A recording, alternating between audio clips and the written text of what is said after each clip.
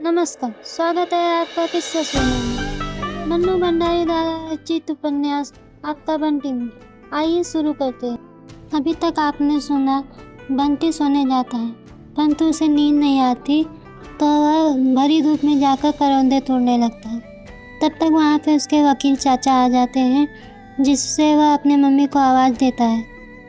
वह मम्मी को बुला कर लाता है तथा उसके बाद मम्मी और उनके वकील चाचा के बीच में बातचीत होती है और बंटी अपने पापा के बारे में पूछने लगता है। अब आगे सुनिए। पहले वह कुछ भी जानता समझता नहीं था, जानने समझने की कोई इच्छा भी नहीं थी, पर अब जानने लगा है और जितना जानता है उससे बहुत ज़्यादा जानने की इच्छा है, बल्कि सब कुछ जान लेने की इच्छा है। उसे मालूम है कि चाचा पापा के पास से आते हैं और आने पर पापा की ही बातें करते, पर क्या बातें करते रहे उसे नहीं मालूम। उसने कभी सुनने की नहीं की कोशिश, पर इस बार ज़रूर सुनेगी।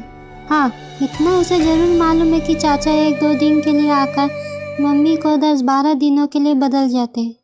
कभी कभी तो मम्मी इतनी उदास हो जाया करती थी कि उनसे बात करना भी बंद कर देती थी। साथ सुलाकर भी न उसे प्यार से सुलाती न कहानी सुना। पर पिछली बार मम्मी बहुत खुश हुई, इतनी खुश कि बिना बात ही उसे बाहों में भर भर कर प्यार करती रही थी। तब बंटी को शक हुआ ताकि चाचा की छड़ी में तो कोई जादू नहीं है। मम्मी पर फेर कर चले गए और मम्मी बदल गई। तब उसने चुपचाप छड़ी को अपने ऊपर फिरा कर फूफी पर भी फिरा कर देखा था, पर उनको तो कुछ नहीं हुआ। नहीं, छड़ी में नहीं, चाचा की बातों में कुछ ही होता है। आज पता नहीं कैसी बात करेंगे। इसके बाद मम्मी खुश होगी या उदास, इस बार वह सारी बात ध्यान से सुनेगी। उसने एक उड़ती सी नज़र मम्मी पर डाली। मम्मी की आंखें वैसे ही चाचा पर टिकी हुई हैं। आंखों में वैसे ही सवाल झूल रहे हैं, पर चाचा है कि चुप, बोलते क्यों नहीं? बात करनी है तो करें बात। वहाँ खिड़की में क्या देखे जाए? बात वहाँ तो लिखी हुई नहीं है। सकूं? चाचा बोलेंगे जैसे शब्दों की किसी तरह की। कैसे मरी मरी आवाज़ निकल रही है आज उनकी। टकटकी लगाए लगाए मम्मी की आंखें जैसे पथरा गई। बस मूर्ति की तरह वे बैठी हैं, मानो सांस भी नहीं ले रही। वह चाहता है कि अभी सारी बातें की कानूनी कार्रवाई भी कर ही डाली जाए।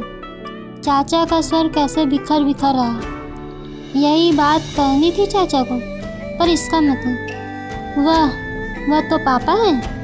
बात भी पापा की है, पर क्या है कुछ भी समझ में नहीं आया। तो क्या इसलिए आपको यहाँ भेजा है?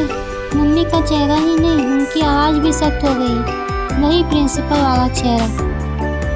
नहीं, मैं तो अपने काम से आया था, पर जब आने लगा तो उसने मुझे तुमसे इस विषय में बात करने को कहा था। मैं नहीं आता तो वो खुद साथ तुम्हें लिखता। इसका मतलब चाचा मिलकर आए पापा से, और अभी उसने उससे कहा था कि आने से पहले मिला नहीं। चाचा इतने बड़े होकर भी झूठ बोलते। उसे बड़ों की बात के बीच में नहीं बोलना चाहिए, वरना वह अभी पूछता। चाचा ने शरीर ढीला छोड़कर पीठ कुर्सी पे टिका दी और आखिर जैसे बहुत थक गई। बस हो गई बात, इतनी से बात करना है। यह भी कोई बात हुई भला?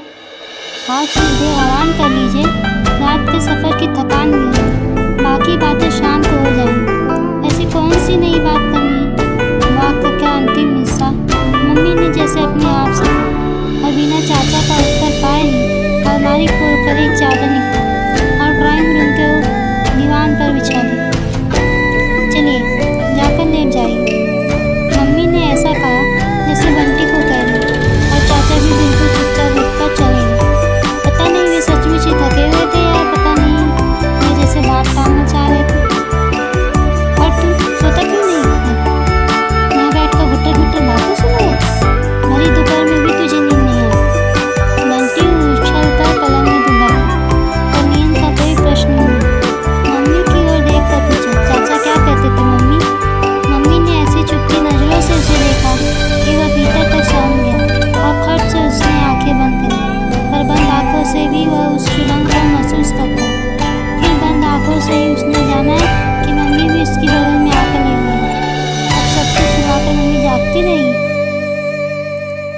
की कही हुई बात क्या बहुत बुरी थी। अनायासी मम्मी की उंगलियां उसके बालों को सहलाने लगी। कांपती थी रखती उंगलियां। उन उंगलियों के पोरों में से झरझर कर जाने कैसा स्नेह बंटी की नसों में दौड़ने लगा कि मन में थोड़ी देर पहले जो भय समाया था वह अपने आप ही धीरे धीरे बह गया। स्पर्श से ही वह जान गया कि अब तक मम्मी के चेहरे की वह शक्ति भी जरूर पिघल गई होगी। उसने धीरे से आंखें खोली। मम्मी हमेशा की तरह छत की ओर देख रही थी। आँख से शायद अभी अभी जरा आंसू कनपटी को भिगोता हुआ बालों की लट में लटका था। मम्मी का आंसू। मम्मी को उसने उदास होते देखा, गुस्सा होते देखा है और डांटते हुए भी देखा, पर रोते हुए कभी नहीं देखा। चाचा ने शायद कोई बहुत ही खराब बात कह दी। चाचा को लेकर उसके मन में एक अजीब तरह का आक्रोश हुआ। एक तो कुछ लाया नहीं, फिर झूठ बोला और अब कोई गंदी सी बात कहकर मम्मी शायद बहुत दुखी है। जैसे भी होगा वो मम्मी को दुख को दूर करेंगे। ये लोग सारी बात बताएंगे तो ठीक है, नहीं तो खुद पता लगा। माँ का दुख दूर करने वाले राजकुमार तो कैसे कठिन काम करते थे। वह सरक कर मम्मी से और सड़ गई, फिर अपनी छोटी सी बात मम्मी के गले में डालकर बोला, बहुत आग्रह के साथ, बहुत मनोहर के साथ, मुझे बताओ ना मम्मी, चाचा ने क्या कहा? तो सोएगा नहीं बंटी? उदासी में भी मम्मी ने ऐसे कड़क कर कहा कि बंटी ने चुपचाप आंखें मूंद ली। ढेर प्रश्नों का ढेर कौतूहल का सागर उसके चारों ओर उमड़ने लगा, जिसमें वह डूबता ही चला गहरे और फिर पता नहीं उसे कब नींद आ गई। धूप ढल गई तो मम्मी और चाचा लॉन में आ बैठे। वह जब से जगा है इन लोगों के आसपास ही मन रहा। आप जैसी भी हो उससे सारी बात जानो। तो चाचा उस तरह की कोई बात ही नहीं कर रहे। उसकी पढ़ाई की बात, मम्मी के कॉलेज की बात और दुनिया भर की बातें कर रहे हैं। पर जो बात करने आए हैं बस वही नहीं कर रहे। शायद वह कहता है इसलिए पर वह जाएगा भी नहीं। बैठे रहे रात को वह आंखें मूंद कर सोने का बहाना करके पड़ा रहेगा और सारी बातें सुन लेगा। बंटी बेटे, तुम शाम को खेलते नहीं हो? अच्छा जरा बताओ तो कौन कौन से खेल आते हैं तुम्हें? खेल वे सीधे से क्यों नहीं कहते कि यहाँ से चलते बनो? ठीक है मैं चला ही जाता हूँ। मेरा क्या है मत बताओ मुझे। मम्मी भी ऐसे देख रही है मानो मेरे जाने का इंतजार करे।